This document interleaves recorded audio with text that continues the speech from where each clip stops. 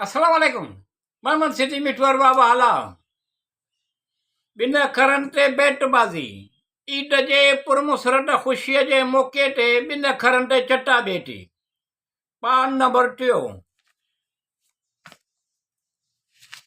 हींअर त अग़ियार बि हिन हाल ते खिलनि था। अल्लाह रहीम तवाब पंहिंजे रहमत जे वास्ते रहम कर करम कर बराबर कर सभु नेक मतिलब मिठूअ जा कम जे जी मुए जेके रात जो कतरो शबनम जा वसियल हुआ समुंड वांगुर पखड़जंदा वञनि था उहे अॼु। असीं पंहिंजे ॻाल्हि ते मिठू आहियूं मुतमइन छो जो धड़कन मां ॾाढो ॾाढो पायूं था अॼु। अलफ जे अॼु मिठू ईद जो ॾींहुं आहे मिलियल जुड़ियल कैफ़ियत आहे। हे ये ही वाइदा इक़रार अहिड़ा थियल आहिनि ॿोल कोल बि अहिड़ा थियल आहिनि वाइदा इक़रार कजनि त निभाइजनि जी मुनून। जिन जंहिंखे हर मोड़ ते दुख मिलिया हुजनि ख़ुशियूं उहे किथे सुञाणंदा आहिनि। जंहिंखे परवाह न आहे थोरी बि मिठू उहे ख़बर न आहे सॼी राति जाॻंदा छो आहे उहो ख़बर न आहे सॼी राति जाॻंदो छो आहे। हे ये ही आहे मुंहिंजे शहर में कहत सभु फ़रिश्ता आहिनि बशर को बि न आहे। अकुल हैरान आहे कंहिंसां ॻाल्हियूं सलियां मोहबत सां हाल अहवाल ओरियां अहिड़ो को बि न आहे। हे ये ही कहिड़ी ज़िंदगी ही कहिड़ो मर्ज़ आहे जो रातिनि जो आऊं अकेलो जाॻंदो आहियां। हू मुंहिंजो आहे न मुंहिंजो न आहे बसि इहो राति ॾींहुं सोचींदो आहियां।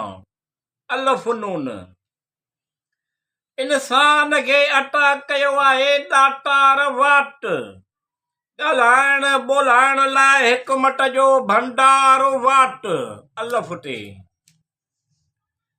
इते जो इते तारीतूं सभु बुरियूं आफ़तूं हर हाल में सभु सवलायूं थी पवनि जी मुए जे मूंखे बि तुंहिंजे साम्हूं चवणी आहे हिकु ॻाल्हि मिठू यार खां सवाइ हस्ती तुंहिंजी कुझु बि न आहे।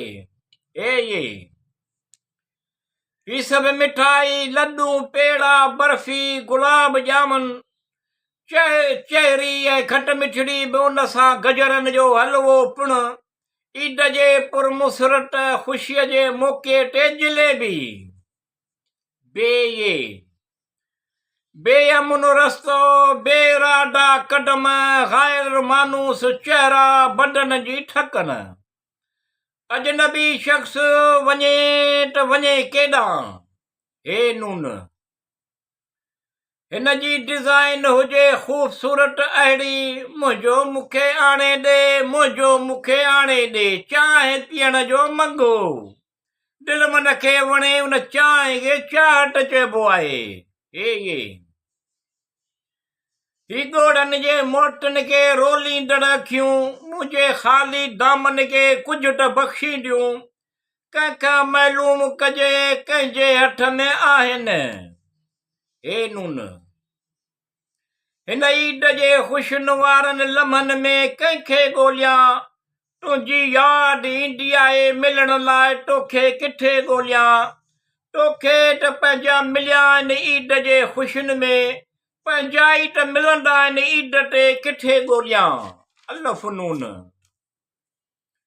इनकार बि करे थो इक़रार बि करे थो वफ़ा बि करे थो बेवफ़ाऊं बि करे थो ईद जे पुरमुसरत ख़ुशीअ जे मौक़े ते त आओ